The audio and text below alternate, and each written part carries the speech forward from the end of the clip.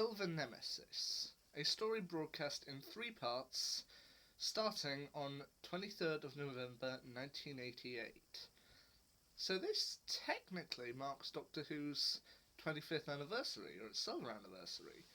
And while it's not quite on the level of grandeurs of, say, the Three Doctors, the Five Doctors, or the Day of the Doctor, this does have a certain kind of quaint charm to it. Supposedly, the main enemies of the story, the Cybermen, were added in kind of last minute in order to, and they changed it from Nemesis to Silver Nemesis to add the word silver in there for Doctor Who's silver anniversary. But now, what's the basic story of this? You've got the Doctor, played once again by actor Sylvester McCoy, and his companion Ace, played by Sophie Aldred. Now, they're in a bit of a race in this particular episode because a kind of meteorite or some type, a meteorite containing a statue known as Nemesis has returned to Earth, and there are 4 parties all out to get it. There is, of course, the Doctor and Ace. That's pretty much self-explanatory. A group of neo-Nazis, led by a man named DeFleur, played by Anton Drifting. A former enemy of the Doctor known as Lady Painful, and her kind of bumbling manservant Richard Maynard, played by Fiona Walker and Gerard Murphy. And, of course, the Cybermen. Why do they all want this? Well, the neo-Nazis probably want to use it to seize power. Lady Painful wants to use it in order to gain power, specifically for herself. The Cybermen want to use it in order to conquer all life in the universe.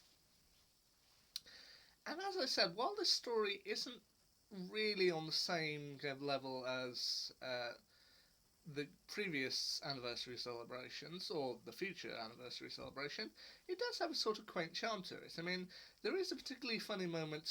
I mean, the meteor eventually crash lands near Windsor Castle, and there is a pretty fun moment, I believe, kind of towards the kind of middle of part 2, where they almost run into Queen Elizabeth, to which Queen Elizabeth seems to have had quite a few near run-ins with the Doctor. I mean, she's had this one in Silver Nemesis. We have watching her coronation in The Idiot's Lantern, and also her escaping Buckingham Palace from being hit by Titanic in Voyage of the Damned.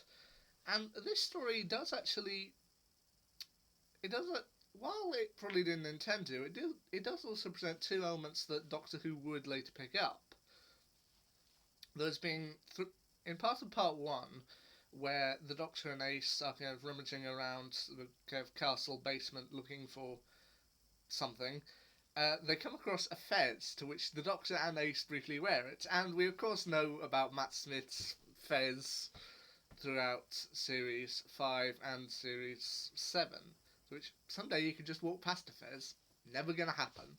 To which, yeah, the fez had to be mentioned. It may be a minor detail, but I feel it deserves mentioning.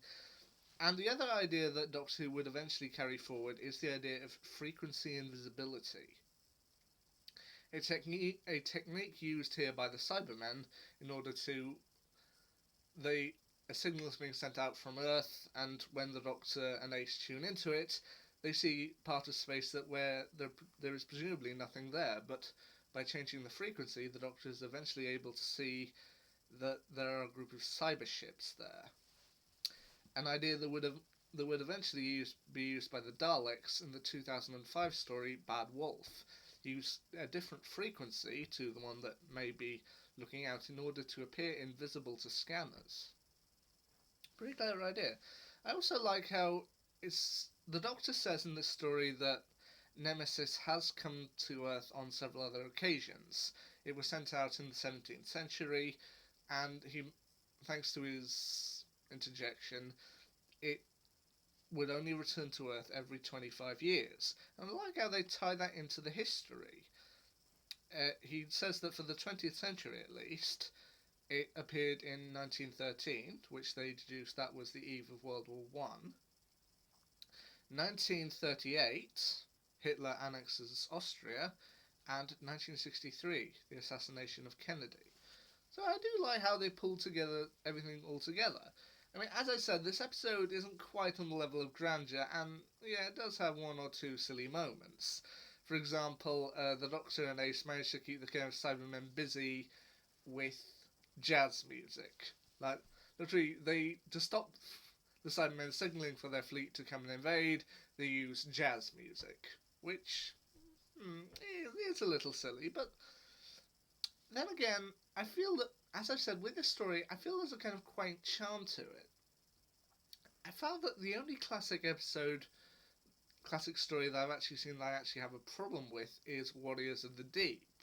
Whereas this one, I feel it's a little bit silly, it's a little bit of fun, it's got the Cybermen in there, and I feel it's just enjoyable. I mean, I know that it's probably not going to stand up in the rank of greatness, but you know what? I enjoyed it. It was fun.